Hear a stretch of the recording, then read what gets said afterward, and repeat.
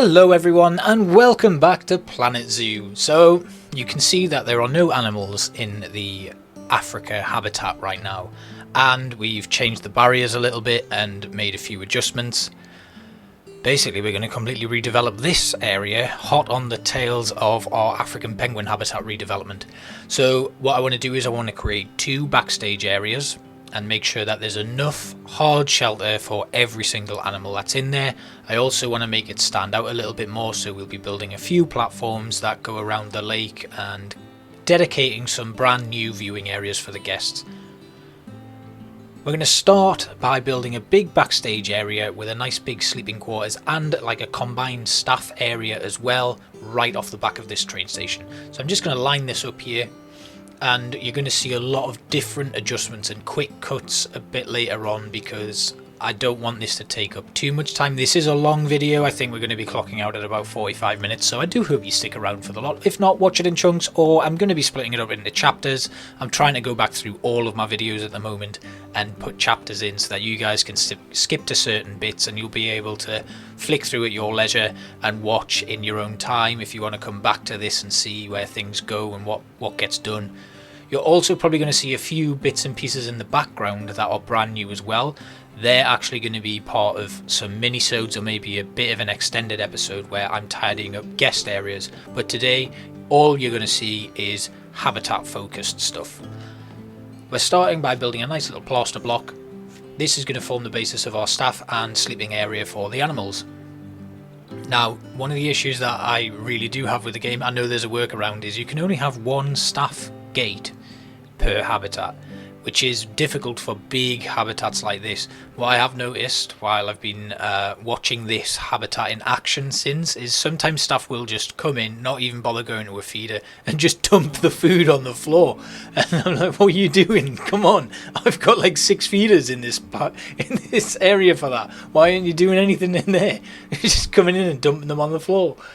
So anyway, what we're doing in here is we're putting a great big keeper hut in and then a staff room right next to it.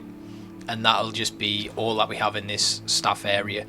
And then actually in a future episode I'm going to be going through and redeveloping my power, water and water temperature regulation all around the park, because currently they're in places where guests don't like and things like that. I've had a couple of pathing issues lately. The toilets up by the train station needed a lot of they just weren't being used, and I was like, why are you not going there? It turns out that I'd put like a 2-meter wall covering the path without even realizing it, because the floor was in place as well, so guests just could not access them, and I kept getting alerts. I was so frustrated. So I'm giving the place a little bit of TLC to make sure that everything's back up to scratch and looking good. We're starting here with, again, like I said, plaster, and we're going to be coming back and putting in some nice little framework for it, making it a decent size so that the giraffes can still use it. I want the giraffes to be able to use both rather than having a dedicated giraffe one. I did actually, later on in the build, you will see that I use the Planet Zoo basic giraffe shelter. I hate it. It's horrible. I mean, it's great if you're just starting out and you just want something to throw down, but I put it in and I was like, this is not working for me, we're getting rid of this. So that went very quickly, and at the end of the episode you'll see a second shelter being built, which wasn't my original plan, but after I'd tested this one for a little bit of time, it turns out that this plus the cave wasn't enough hard shelter, in particular for the West African rhino and the reticulated giraffe. The West African rhino, which I've newly added to this habitat, I just wanted to put it in because I think it's a really lovely, beautiful animal, and I'm really glad to have it in. We have a male-female pairing, and they've already had a little baby which follows the mother around like all the time, and it warms my heart every time I see it. So we're just going to have this as like a little stunted building for the staff, and then that will link right up to the bigger barn, shall we say, area. And we're going to be putting some nice little touches in. It's still going to look pretty basic, and you can actually get enough from this video to be able to see what we're actually doing. But I think I said this in the last video, the future of these videos is going to be a little bit different. I'm going to speed build through the boring stuff, but I am going to try and slow it down at parts to explain exactly what we're doing, showing you the pieces that we're going to be using. And I just want to change the format of these videos a little bit so they become more educational than just more speed builds with me explaining, because even though I do like to explain a little bit about the pieces that I'm using and the techniques that I use, you don't actually see it in progress. So if you are trying to follow along, it can be quite difficult. And I like to think that I'm starting to build a little community here with a lot of people coming for this content in particular, despite the fact that I am a Let's Play channel, and I want to make sure that I'm dedicating enough time to these videos, because at the moment the core of my audience is coming for this and I love it. But also the amount of time it takes me to make these videos compared to the others is ridiculous. But I put a lot of love into these videos and I really love creating them. And actually I found that it's pushed me to develop myself as a zoo builder as well. I'm kind of like getting into a little bit of a mix of basic and advanced techniques, which I'm really enjoying right now. So back to this, we've put a roof on. I wanted to make a nice big skylight for this as well. And then again, one of the things I've started doing as well is, rather than using the 4-meter high plaster walls or 4-meter high walls of any description, I've been using mixtures of 1 and 2 meters, because you get a lot more control over that. And when it automatically snaps to create a corner, if you do kind of like what I was trying to do down here, was where the space is open there, is have it create a natural corner. But what it was doing was it was creating a corner with that whole 4-meter piece, even though it was only a 1-meter piece attached to it on the other side, if that makes sense. And that made it look a little bit garish. And sometimes you can hide it with pillars and stuff, but when you don't want to do that, it's really a much better idea to use a combination of the smaller in height pieces to avoid that being created. I can see why the game does it, but at the same time it's a little bit annoying. So building it up like this is really good, because it gives you a lot more freedom to change things at will. You actually just saw there in the background that it creates that corner there, so I did actually put another overlapping piece in, which gives us clipping issues, other things we want to avoid.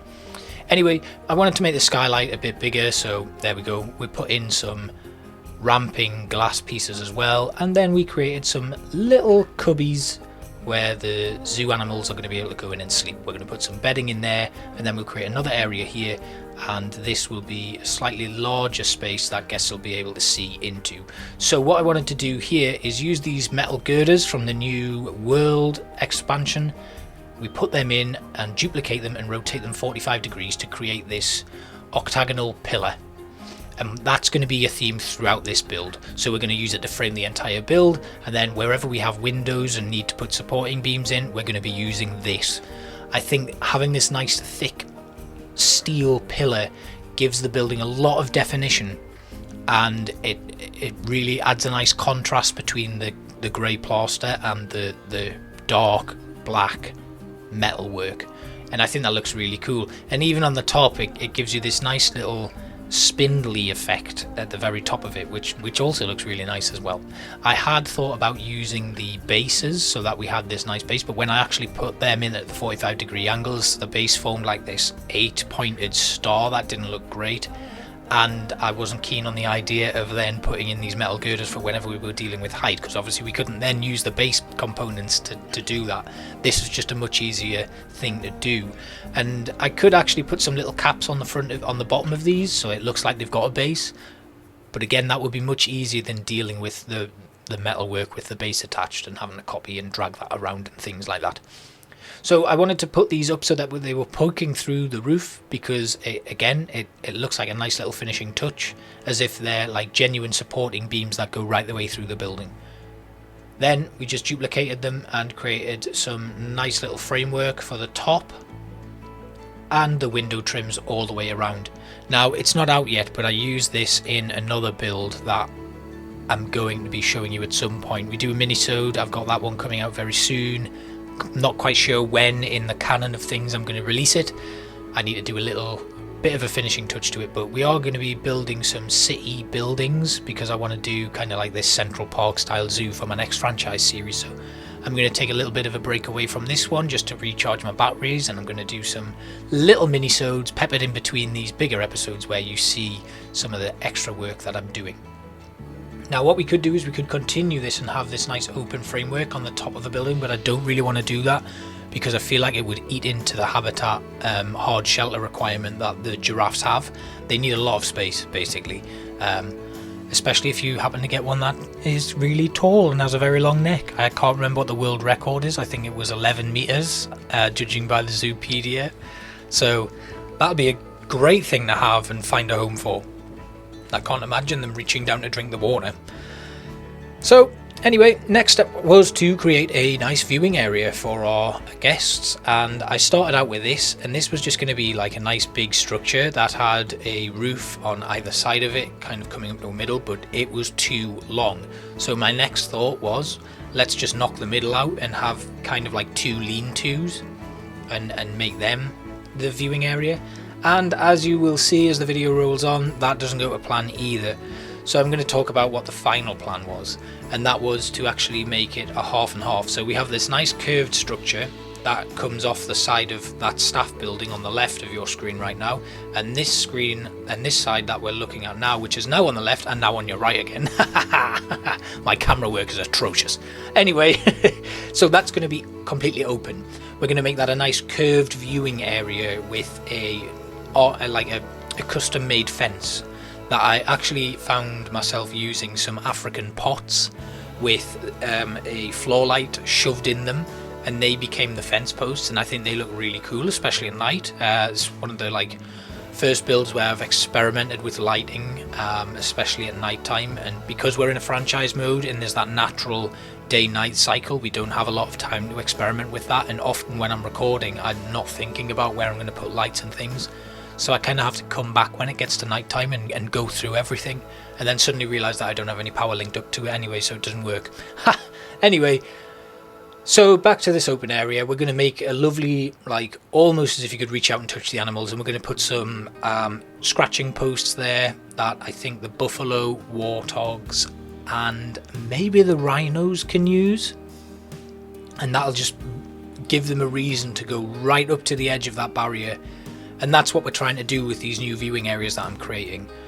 What I want is for at certain sections of the habitat in particular, we have 4, 5, maybe even 6 areas where animals are drawn to and guests are drawn to. So there's that coming together of nature and the public that are wanting to see the nature itself.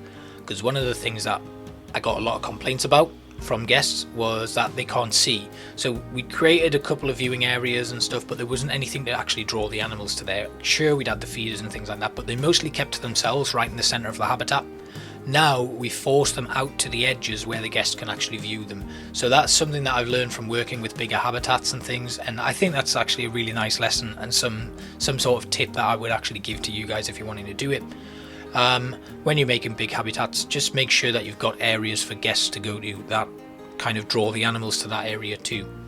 So here we're just making a little rock structure, and what we're going to do is we're going to have that curve all the way around, and that's going to form the barrier, because we're going to have null barriers here, and then we'll have that put in and the fence itself, and that'll be enough of a barrier to stop the buffalo in particular making a jump for it and getting out into the free and open world.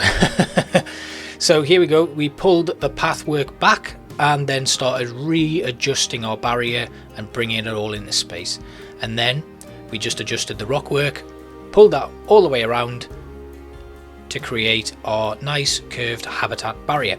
And we continue the rock work around as well, just to make sure that it fits in nicely with the ground itself, because that's one of the other things that I don't really like, is where you'll put down a few rocks and stuff, but you need to carry that on, even if it kind of you sink some right into the ground so that there's only a tiny little bit of it poking out.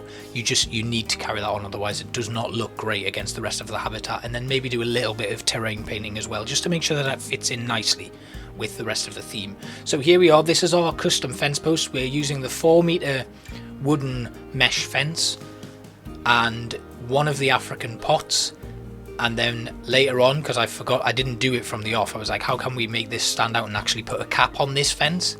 And that was when I thought to put the light in. So it's just a case of adjusting it, getting it all to the 4-meter mark, and then sinking them down, and this fence actually becomes a running theme throughout the rest of this build. And it was just a case of making sure that we had everything put in nicely. But once that was done, I think it looks really nice. I'm really happy with the outcome on this one. I think it's a really nice custom effect, and it's certainly better than some of the other fences out there, and certainly better than just having the standard barriers in, because we can actually put these right around the path. And that's something that I don't like about the barriers themselves, is how limited they are by paths. You could have things come right up to them. So this is one of the reasons why I want to start using null barriers more and creating artificial barriers of our own design. It also means there's less repair work for your mechanics to do. One of the things that I forgot to do was I had this all brickwork at the start of the video, as you may remember. Then I changed it all to wood log, forgetting that rhinos are insanely powerful. Then watched my rhino absolutely destroy one of the woodlog barriers as soon as I opened the habitat. So we don't show that because it's a nightmare, and I recovered from it pretty quickly. Like, we've got a lot of money, so we put one of the emergency captures in and stuff, so it was fine. But yeah, that happened, and I'm letting you know. So I'm not covering up or hiding my mistake, in that you can remember that for the next time. Make sure you check the strength of the barriers that your animals need before you put them in. So I was just like zooming around and realised that I'd left a few things missing from this one, so we did come back and just finish that off after putting the lights in. Some of it just didn't look quite right, so I just wanted to make a couple of adjustments to make sure that it was hunky-dory, shall we say. And then we started playing around with a fenced area in here, because I wanted to add like a nice little partition in, so that the animals had a little bit of privacy that they could go to, hide, and just get away from the guests, I suppose. And it took me a while to find something, but I then settled on these posts. I think they were actually for canopies or something, but they make a nice little cage effect. That's much better than the mesh that we get with the game. And then I put plaster in to make like a little L shape that comes all the way up and all the way round and down to the exit of the shelter itself. And I just thought that looked pretty cool. I think this was something I would imagine seeing in a zoo, and when I think of these backstage areas in zoos, they often do have this sort of stuff, so you can actually see what's going on behind the scenes and watch keepers looking after animals right up close and stuff like that, and then you can just like see them sleeping, but there's enough of a divide between guest and animal so that it's not stressful for the animal and things like that. And actually in Saltwell Park, the couple of the animals that they have, they've got Indian peafowl, they've got some absolutely huge hens, and then like a load of other different tropical birds, and they're in sheds type sort of things. And some of them look exactly like the exhibits from Planet Zoo, and then the groundskeeper's house is right next door, and I think I might actually create that at some point, maybe closer to our entrance. And yeah, so you can actually see them being fed and things like that, and get a little bit of a more personal feel of what goes on behind the scenes, which is really nice and something that I wanted to create and follow up on, and I think this building does it pretty well. Now, at some point I'm going to turn that upper platform into a storage area, but that's not something that I want to do right now. We are going to plan a finishing touches episode, shall we call it, where I go round and put some little minuscule adjustments to all of these areas, because there'll be quite a few of them to do. We'll combine them into one episode, and I'll just do like general things, or maybe I'll make that my first stream, because I do plan to start streaming at some point. I just don't know when is going to be good for me and fit into my schedule. Anyway, I wanted to put a little step ladder up here, but the game doesn't have much in the way of ladders anyway. Either that or I've not yet unlocked them through research, so I made a custom one. Took some iron girders and used these wood panel things to create steps. And actually I was really quite surprised at how impressed I was for it being something so simple. I think I was like, wow, I've done it. I've reached my peak of building. I was like way too impressed and in awe at the skill that I'd come up with to do this, and it doesn't even look that great when I look back on it. But you know, these little things that you like discover or create, they really do finish things off, and you will end up being really quite proud of those little touches that you put into a build. and that just made me really happy. Now I may put some troughs in here, but again, that's something that can come along with the finishing touches episode, and it was just about tidying up and making sure that we had the correct trims on things. So it was a little bit painstaking, especially when you add extra bits on and you kind of get to a point where you're kind of going, oh yeah, that might look good as well, that may look good, oh but I'm then going to have to do that trim as well, and things like that.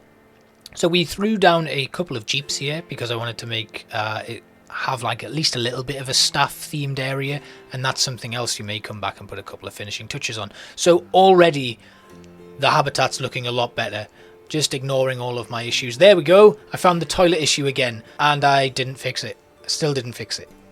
Anyway, back to the build.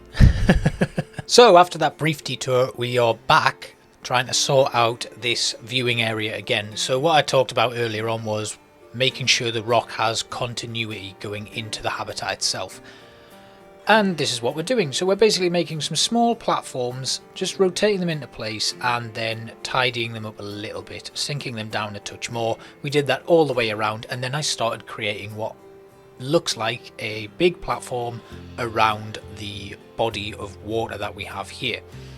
This took a little bit of adjusting, and I'm using these big plaster blocks, and I think they look fantastic once you get them in and get them like framed quite nicely. So we were just making some platforms and rotating them around, making sure that there was enough space, and it's fine that the dirt kind of encroaches on this. I think that looks really nice and does give it a nice finishing touch. It also makes it like a natural part of the habitat itself, which I thought looked pretty effective. And this did go through a couple of iterations and stuff, and it changed multiple times before I finally got the shape right and the actual building blocks right. I'd started just using the plaster panels when I first started building it, and that was a disaster. It took so long, and this was infinitely quicker, and I think it's just as effective with less blocks, so therefore less build footprint and less resource heavy. If you are running on a smaller system, use bigger blocks. Don't use too many small intricate blocks because it can slow things down. Luckily I'm on a fairly decent system anyway, so it's not too much of an issue if I do have it, but certain things call for big blocks like that. So again, making some small rock patterns, just rotating them and getting them put into position just to put some finishing touches onto this habitat, and then we could put in some trees and stuff. Going back to the little area that we're creating, we're just going to grab a couple of trees, throw them down. I'm using the sausage trees because I think they look really cool and really finish off this habitat. They're also a decent size.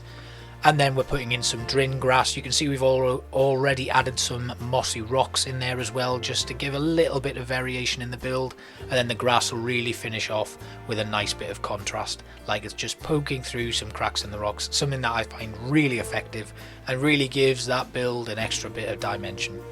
We then moved the framework over to the guest area, and this part I wanted to actually put some glass in here so that it's completely covered. So we have one covered area and one open area. Obviously guests are going to gravitate towards that covered area, the uncovered area, so that they've got that personal connection, I suppose, to the rest of the habitat.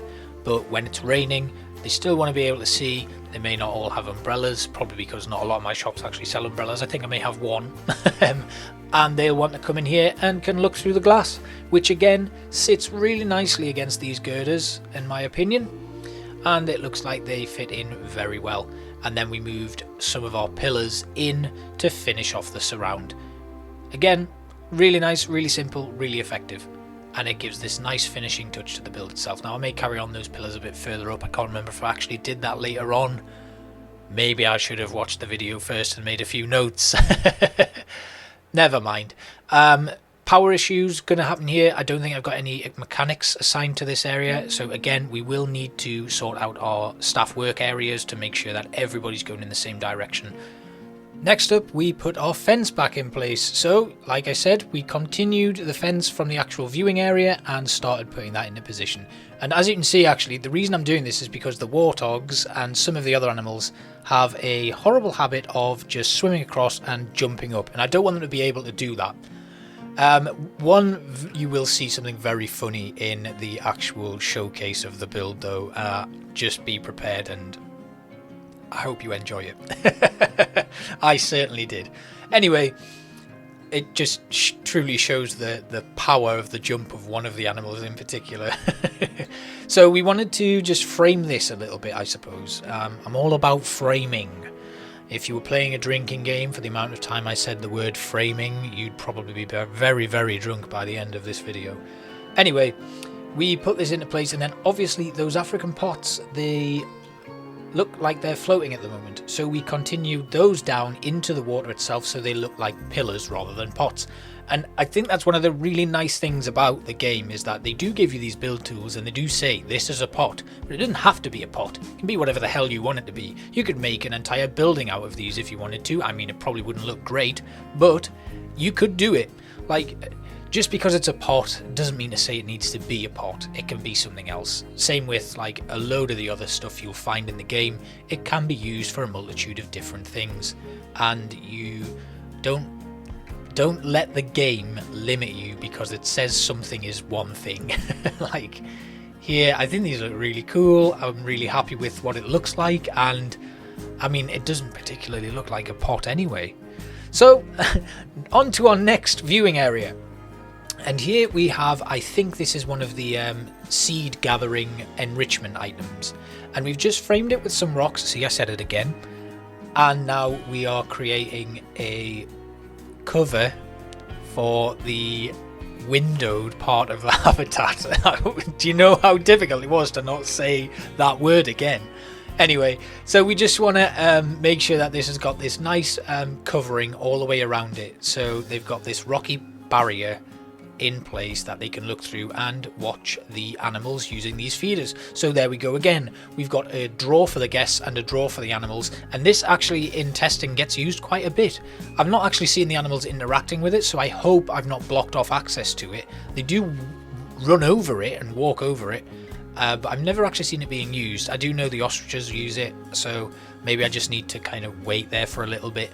And there's also a herb scent marker there too, which brings in the warthogs and the zebras, which I think you can see one there just lying down. Yeah, and there's a warthog there as well. So again, bringing these pillars across because I wanted to use them in the habitat barrier here to make some artificial supports. And again, that looks really nice. So we'll bring in some more rocks because those rocks need to continue into that mountainside to stop it looking like it's just stood out there. And it blends into the natural scenery, which again, something that you should consider doing whenever you're making builds like this, because the thing that I think ruins builds for me is when something doesn't look like it should. So you'll be looking at one thing and it'll just be a rock rising out of the ground with no sort of like fluff around it to make it look like it's part of that environment, and it just looks too artificial. What I want to create is natural looking habitats with a little bit of man-made interaction, which is why I've created that platform, and I'm going to continue that platform on as well, I think. But we want to continue this along and make it part of that cave that we've got coming through, and that carries on. Now the cave is a little bit difficult. You do see me doing a bit of work to it, and I'm not entirely happy with it, so I may go back and do that as part of my finishing touches episode, but it just remains to be seen how it goes with it. Because the cave was already in place, I found myself working in the cave, which is never a good idea. This is why I like to build things from the ground up and put in all of the extra pieces as I go, because it either leads to me forgetting to go back and finish them, or realizing it and not wanting to take the roof off, so not building it in the best way I possibly can. So we're putting a sausage tree in here, and then we'll finish it off again with a little bit more drin grass, which is my favourite of the grasses in case you hadn't already guessed. And then we just need to do a bit of terrain painting because we've got some of the naturally long grass coming out there as well, and I do like that, and it would be nice to keep that in and make that actually part of it, but not right now. We can do a bit of terrain painting to finish it all off. So next we're doing our second backstage area, and this is where I discovered after much faffing around that you can only have one staff access door. So we're making a fake one here, so it looks like the staff actually can come into this building, and I've made a staff path behind it so that guests don't actually go and use that. So we've faffed around with some doors for a little bit, and then I realised that the door handle is on that side, on the inner portion, and it's on the opposite side, on the outer portion, and flipping this door around, it's just a flat wooden background. So we eventually get rid of that and put in a classic double door, which actually looks more like a staff door than that one. and then we can actually decorate that on the guest side as well, and that's going to be part of the finishing touches stuff that I do for guest portion of this, because I want to split this build. So we're doing habitat today. Next week, or the week after maybe, you'll see me finishing off the staff area, and you may already see in the background of this portion of the build a bridge that I've built, which you won't actually see me build in this episode. That's something for another time, I'm afraid. So we're making this a little bit bigger because I don't know if I want this to be a viewing area for guests yet, although we do drag the path around, so it's a possibility, and the barrier gets sorted out. I had a little bit of an issue with barriers in this build. I've not shown you it, but I'm going to admit to that as well. I just couldn't get it right. It was not working at all.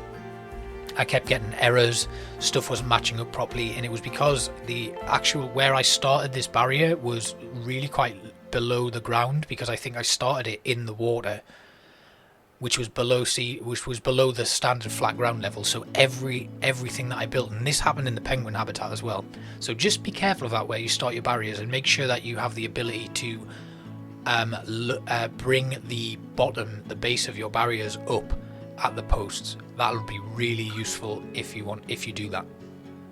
So we're making kind of like an artificial lean-to here. As you can see, I've already brought the path around to make a guest area, and we just carried that on all the way around, and then used wood logs because we had a wooden theme for this building, and that needed to carry on because I didn't want to make this look like it's just had this like extension slapped on it. So we continued the theme from the original guest building that we've got here all the way around to create a lovely area for guests to again come out on and observe the animals from this balcony here.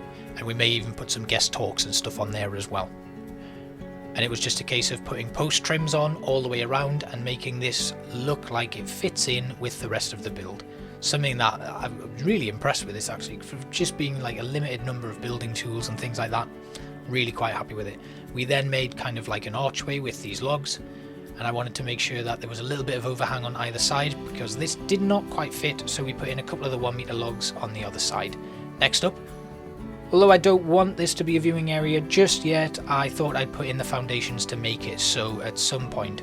So we put in some log beams again, making sure that there was enough of a area to make it a viewing area as well, and then dragged some supporting columns all the way across before putting in that lovely fence that I use so much in these builds to make a mesh covering. And then we left that part open. Thought about putting it further up as well, but I quite like that being an open gap. And then I also decided that I would continue that along, but leave it open as well and not cover it with mesh, so that there's this like mock viewing area that at some point we may convert into a viewing area properly. I then thought about changing around this balcony and just making sure that it looked a little bit more in tune with the rest of the build, so we once again replicated the cross beams that we have here and used some of the smaller fences to create a mesh top. And I think we ended up moving this whole part of the structure down a little bit because it was poking a little bit too much into the actual build itself, into the floor above. And then it was just a case of tidying up because you did see a little bit of an overlap there, and I wanted to eliminate that as best I could. So we made things a little bit thicker and just did some tiny minute adjustments. There we go, got that one out there in the end to the fences to make sure that it all matched up evenly. And then once again we bring our barriers around, and eventually we knock a hole through that flat wall on the other side and put in some more mesh fences. So coming back to our faithful plaster pillars here, these are some of the smaller lengths that you get in the same sort of research task as when you get the big plaster blocks. I think they're from the North Africa expansion, I'm not quite sure, so don't quote me on that. And we made a nice plaster trim there, then dragged these beams across to create more of a balcony trim and hide the imperfections with the floor sticking through and the path itself sticking through on that side. That one needed a double, so I replicated that on the opposite side as well, just to keep things uniform and tidy. Next up, we dragged the fences along and continued that on to make our balcony frame. I may lower down a portion of this so that we can have an animal talk taking place up here on this balcony. And one of the other things I need to mention is I don't know if it's fixed or I just needed to quit the game and repath it. The pathing is a little bit atrocious in this part. Like, I had someone come out onto the balcony and then they could not get back out. Don't know why, don't know what happened. They were trying to go home, and then all of their needs and stuff deteriorated massively, and it had a huge effect on my park rating temporarily, but after resetting the game I think they left. We then made some supporting beams for the balcony itself, with some nice cross beams going along there. I may come back and do this again and further extend it so it crosses the middle, but for now I think that looks pretty good, and I don't know if we need to go back and do that. We then put some bedding in just to finish this off, and I may put a nice large water trough in there as well, because it looks a little bit bare right now. So next thing, I wanted to replicate the platform that we built on this side, so that we've kind of got this almost like a duality to the build, where everything kind of matches. And this was a case of 15-degree angles, moving the plaster around. I wanted to get a little bit more of a natural feel to this one, rather than the first build was kind of a little bit of a mishmash, so it didn't quite work. And then we carried this on all the way along, finding a natural break in it to get it put into place.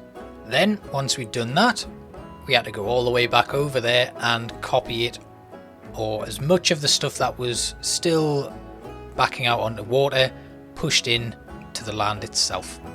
And there we have it. We just needed to make sure that everything kind of went down to the ground level, or what would be classed as ground level, and sink that in a little bit more.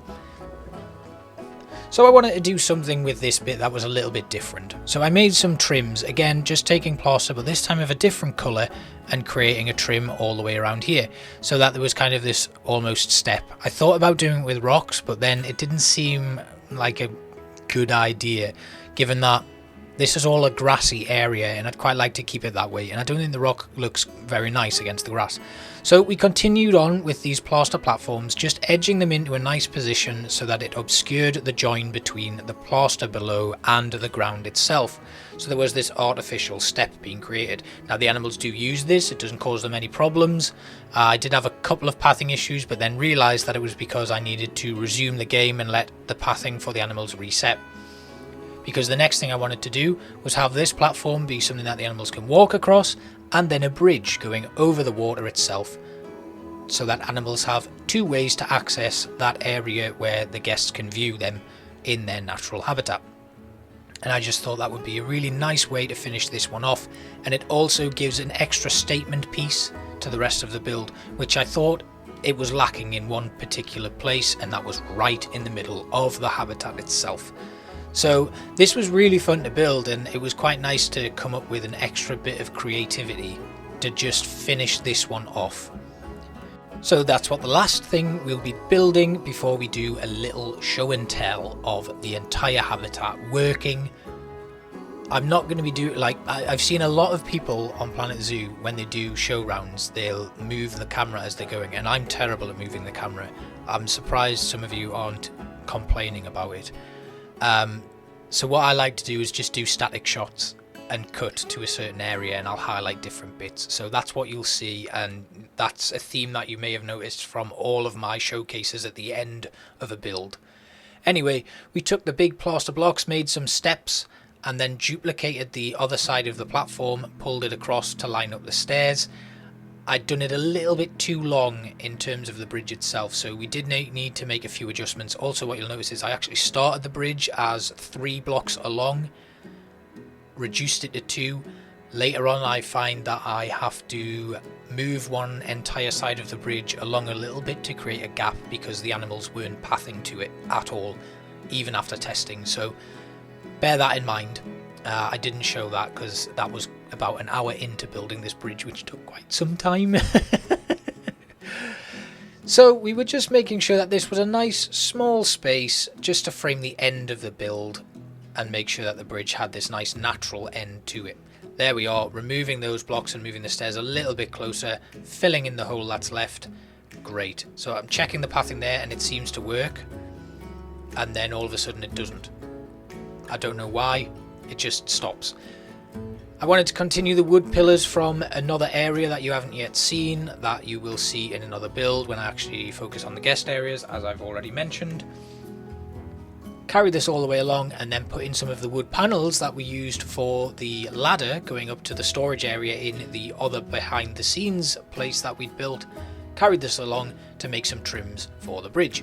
Now I could actually put a flora on this bridge, but I don't want to do that, in the same way that I don't want to put any extra flooring on the platforms themselves, because I quite like that plaster. It adds a really nice bright pop against the often overwhelming like grass and soil that you see in these builds, and I think that's just a really nice touch just to finish it off. I actually took it from a lot of like Arctic videos that I've been seeing where people have built penguin and seal habitats and stuff. I just wanted to have that as a general focus. We may change the colour, but that would be a big job. I'm not sure if I'm up for that task right now. And then we used some of these North African archways to make our bridge sides, and we just got everything lined up. Obviously we need to make a few adjustments, which we end up doing, but first I wanted to make sure that there was enough of a gap and enough of a like symmetry across the board for this sort of structure, and that was pretty good. I was pretty happy with that. So we duplicated that, dragged it all the way across, and again we just needed to move these wooden pillars, fill in some of the blanks with the wood panels here, and then our bridge was done. And this also helped with the variation of the heights of the wood panels too. I then thought, oh god, these pillars look great, so we took away the entry and exit part of the bridge pillars and put these lovely North African pillars in just to add an extra pop of colour.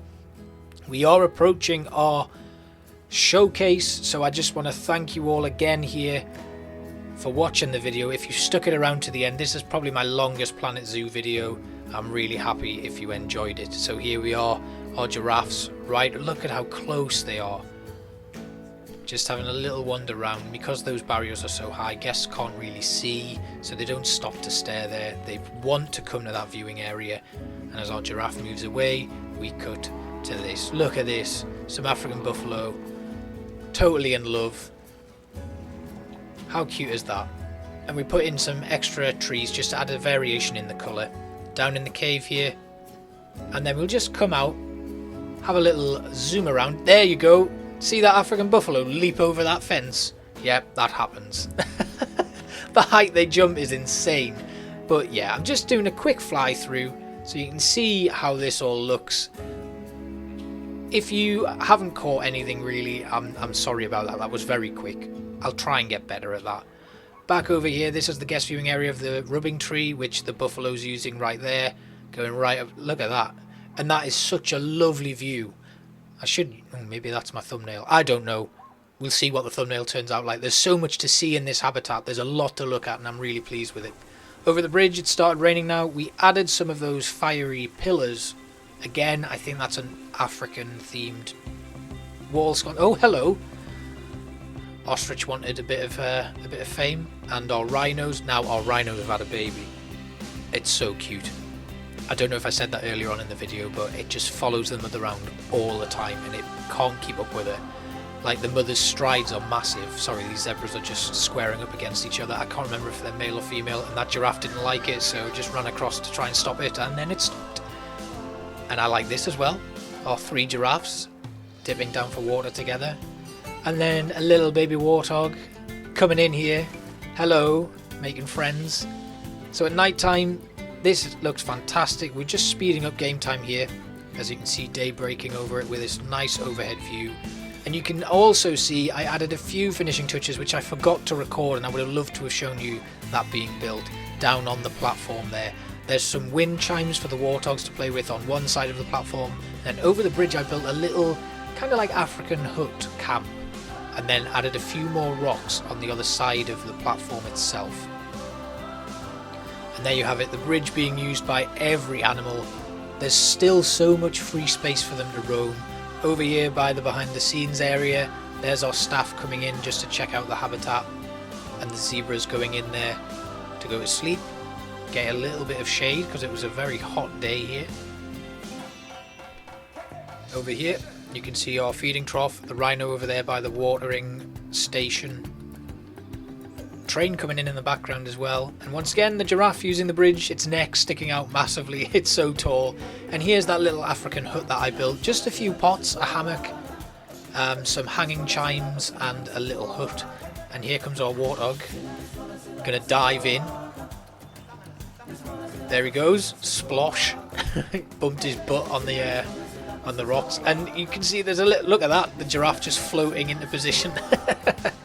And unfortunately does not lean right over the fence. He kind of drinks from the platform, which is a little strange, but of all the criticisms, that's nitpicking. And I'm so happy with this. From what it was at the beginning to this, amazing. I just want to take the moment again to thank you all for watching and say how much I love that some of you have found this content, and I'm really pleased. Share it if you want, show your friends, get them to come along and subscribe. I'm going to do a vlog about the kind of like future direction of the channel moving forward, because I'd quite like to keep you guys all in the know, and because I'm pretty low on subscribers, I think it's important to be able to do that, because I don't yet have the community tab and I'm not great on Twitter and Instagram and stuff. But I'm going to cut this now. Thank you guys so much for watching. Please give me a like, a comment and a subscribe if you enjoyed it, and I'll see you all next time.